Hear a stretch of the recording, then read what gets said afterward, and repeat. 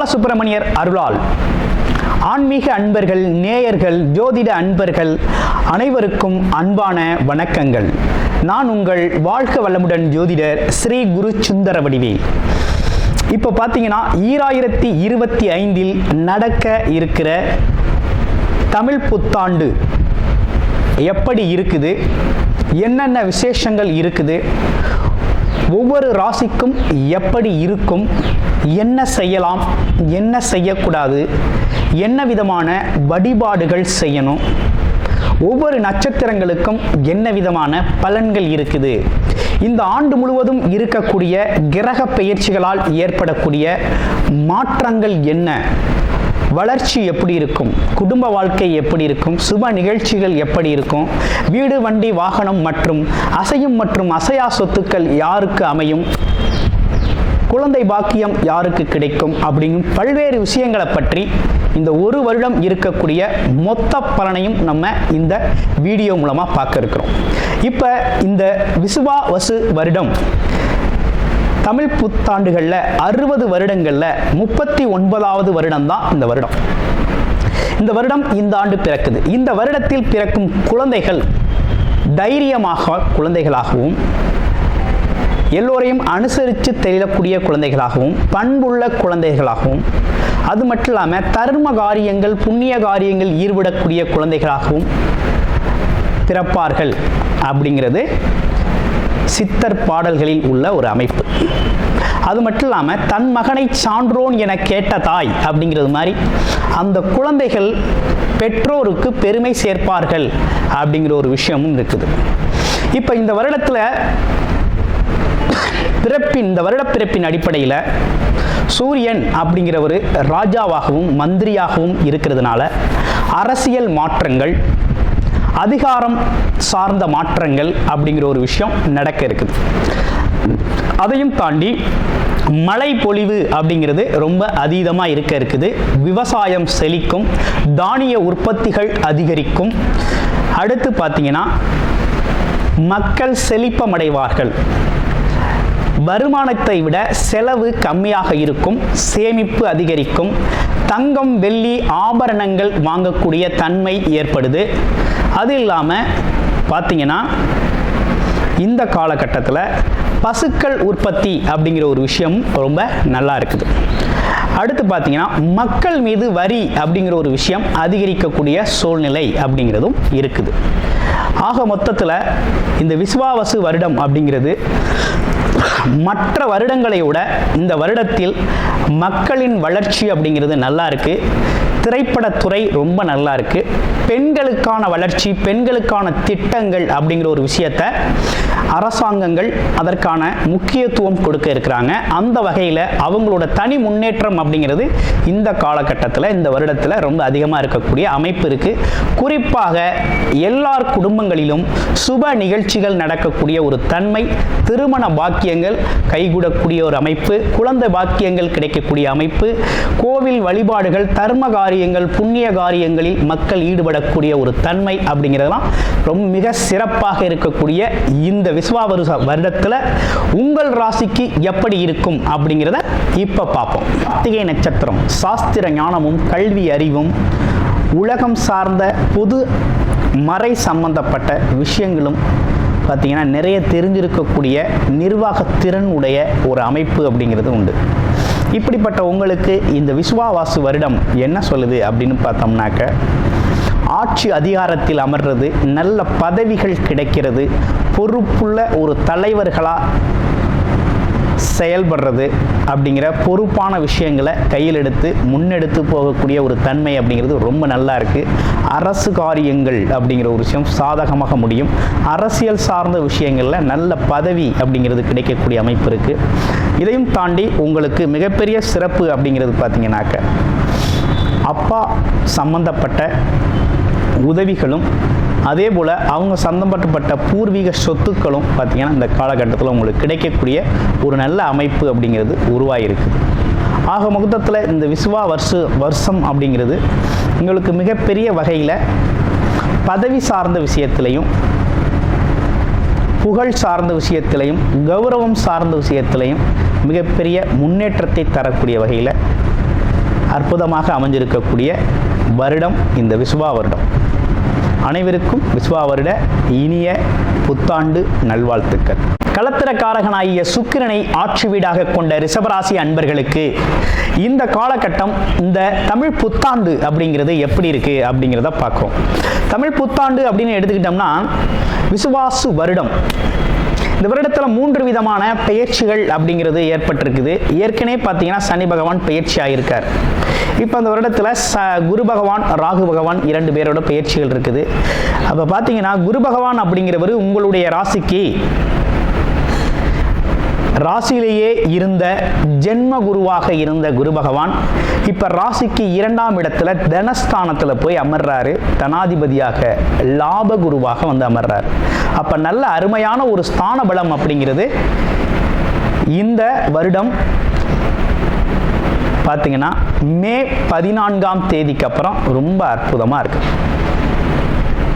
அதே போல மே 18ஆம் தேதிக்கு பிறகு ராகு கேது 11ஆம் இடம் இருந்த ராகு பகவான், அதே நேரத்தில் 5ஆம் இடத்துல இருந்த கேது பகவான், இவங்க 2 பேரும் பெயர்ச்சி அடைகிறாங்க.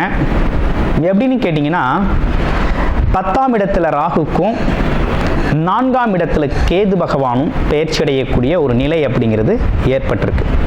அடுத்து இந்த வருடம் முழுவதுமே பார்த்தீங்கன்னா சனி பகவான் 11ஆம் இடத்துல சஞ்சாரம் செய்வார். லாபாதிபதி, தொழிலதிபதி, கர்மாதிபதி அப்படிங்கிறவர் அந்த இடத்துல சஞ்சாரம் செய்கிறார். இதுதான் இந்த வருடத்தில் இருக்கக்கூடிய கிரக மாற்றங்கள், கிரகங்களின் அமைப்பு உங்களுடைய ராசிக்கு. இந்த அமைப்புக்கு என்ன நடக்கும் ரிஷபராசிக்கு அப்படின்னு எடுத்துக்கிட்டோம்னா, முதல் விஷயம், தொழிலில் எதிர்பார்த்த வகையில் நல்ல லாபம் அப்படிங்கிறத நீங்கள் இந்த வருஷத்தில் எதிர்பார்க்கலாம். தொழில் லாபம் அப்படிங்கிறது ரொம்ப சிறப்பாக இருக்குது. 2வது, வேலை உத்தியோகத்தில் ஒரு நல்ல முன்னேற்றம் இருக்குது. உத்தியோகத்தில் நல்ல பதவி உயர்வுடன் கூடிய ப்ரமோஷனை நீங்கள் எதிர்பார்க்கலாம். புகழ் சேரும், கௌரவம் அதிகரிக்கும், செல்வம் சேரும் அப்படிங்கிற ஒரு விஷயம்லாம் ரொம்ப நல்ல அற்புதமாக ரிஷபராசிக்கு இந்த வருடத்தில் ரொம்ப நல்லா இருக்கு. அதுவும் குருவின் பெயராலும். அது மட்டும் இல்லாமல் சனி ராகு இவங்க 2 பேருமே நல்ல ஒரு ஸ்தான பலம் பெற்றிருக்கிறது அப்படிங்கிறது ஒரு நல்ல அமைப்பு அப்படிங்கிறது சூப்பராக இருக்குது. அடுத்து பார்த்தீங்கன்னா மாணவர்கள், இளைஞர்களுக்கு படித்து முடித்த உடனே நல்ல உத்தியோகம் கிடைக்கும், நல்ல வேலை கிடைக்கும், பிடித்த இடத்துல கிடைக்கும், நல்ல வருமானத்தில் வேலை கிடைக்கும். ஸோ முன்னேற்றம் ஏற்படக்கூடிய மாதமாக இந்த மாதம் சிறப்பாக இருக்குது. அடுத்து பார்த்தீங்கன்னா திருமணம் ஆகாதவருக்கு, நீண்ட நாள் திருமணம் ஆகாத ரிஷபராசி அன்பர்களுக்கு கண்டிப்பாக திருமணம் நடக்கும். அதில் எந்த மாற்றம் இல்லை, திருமணம் உறுதியாக நடக்கும். குடும்பத்துக்கு ஒரு ஆளை சேர்க்கக்கூடிய ஒரு அமைப்பு ரொம்ப அற்புதமாக இருக்குது. 3வது விஷயம் என்ன சொல்லுது அப்படின்னு கேட்டிங்கன்னா,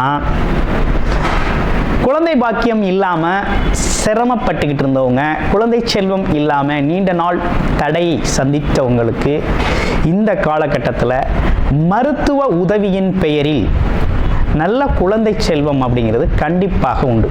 குழந்தை செல்வம் கிடைக்கும். இந்த அமைப்பு ரொம்ப நல்லா இருக்கு.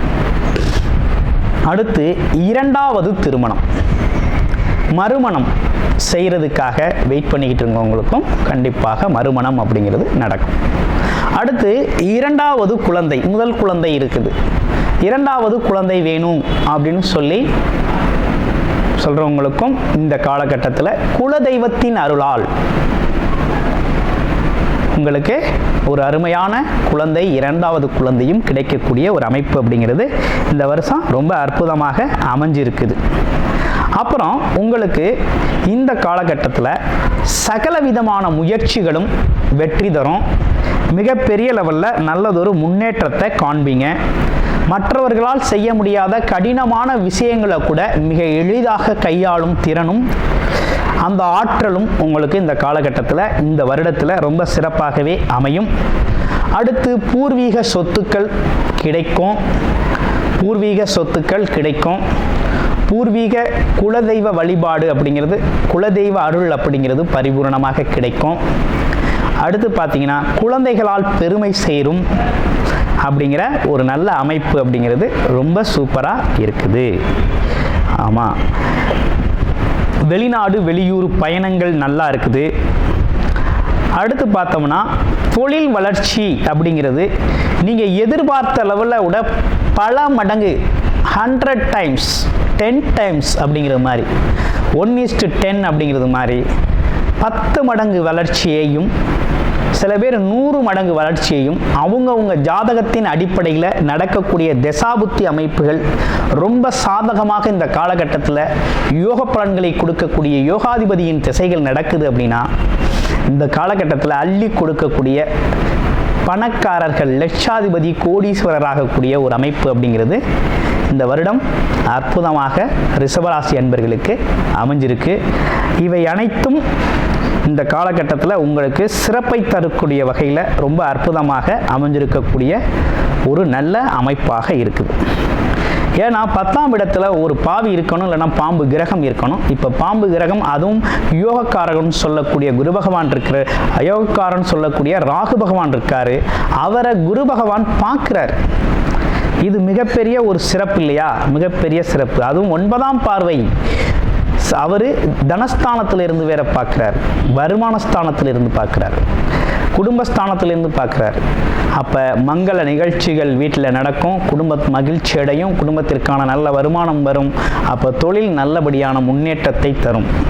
அடுத்து ரியலாகவே உண்மை, உழைப்பு, நேர்மை அப்படின்னு சொல்லி தன்னோட உழைப்பை செலுத்திட்டு அதற்கான அங்கீகாரம் இல்லை, ஆமாம் எனக்கான அங்கீகாரம் இல்லை, என் உழைப்புக்கு ஒரு பாராட்டு இல்லை, மதிப்பு இல்லை, மரியாதை இல்லைங்கிறவங்களுக்கெல்லாம் இந்த காலகட்டத்தில் சனி பகவானின் அருளால் அவங்களுக்கெல்லாம் பதவி உயர்வு, அவங்களோட திறமை அங்கீகரிக்கப்படுதல், அது மட்டும் இல்லாமல் அவங்களுக்கான முன்னேற்றத்தைங்களை உறுதிப்படுத்துதல், ஆமாம் மக்கள் தொடர்பு அதிகரிக்கிறது, கௌரவம், அந்தஸ்து, உண்மை நிலை அப்படிங்கிற ஒரு விஷயம்லாம் இப்போ தான் உங்களை பற்றிய விவரங்கள் வெளியில் வரக்கூடிய ஒரு நல்ல காலகட்டமாக இருக்குது.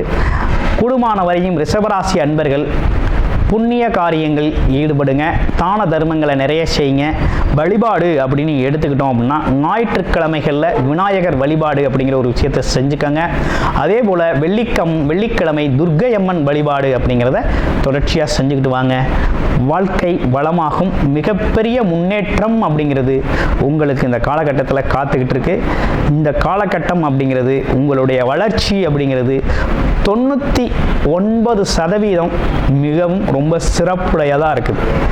அப்போ உங்களுடைய பிறப்பு ஜாதகம் தான் இப்போ உங்களுக்கு சப்போர்ட் பண்ணணும், உதவி செய்யணும். பிறப்பு ஜாதகத்தில் யோகத்தை தரக்கூடிய, அதாவது நல்ல ஸ்தானபலம் பெற்று கிரகங்கள் பார்த்தீங்கன்னா ஒரு நல்ல தசாபுத்தி அமைப்புகள் நடக்குது அப்படின்னா மிகப்பெரிய வெற்றியை, கனவுகள், ஆசைகள், நினைத்த விஷயங்கள் நடக்கக்கூடிய ஒரு அற்புதமான வருடமாக அமைஞ்சிருக்குது.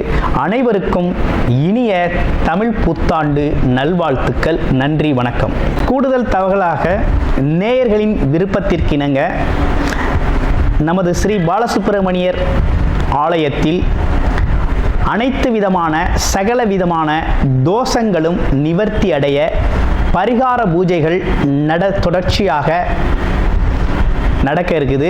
அது மட்டும் இல்லாமல் திருமண தடை, குழந்தையின்மை, தொழில் முன்னேற்றம், வேலை வாய்ப்பு கிடைத்தல், ராகுகேது தோஷங்கள் நிவர்த்தி அடைய, குலதெய்வ அருள் கிடைக்க, கடன் பிரச்சனை தீர, வாழ்வில் பணம், பொருள், செல்வாக்கு அதிகரிக்க, இப்படிப்பட்ட விஷயங்களுக்காக பல்வேறு விதமான சகல பிரச்சனைகளுக்கும் தீர்வு கிடைக்கும் வகையில் பரிகார பூஜைகள் நமது ஸ்ரீ பாலசுப்பிரமணியர் ஆலயத்தில் நேயர்களின் விருப்பத்தின் பேரில் தொடர்ச்சியாக நடக்க இருக்கு.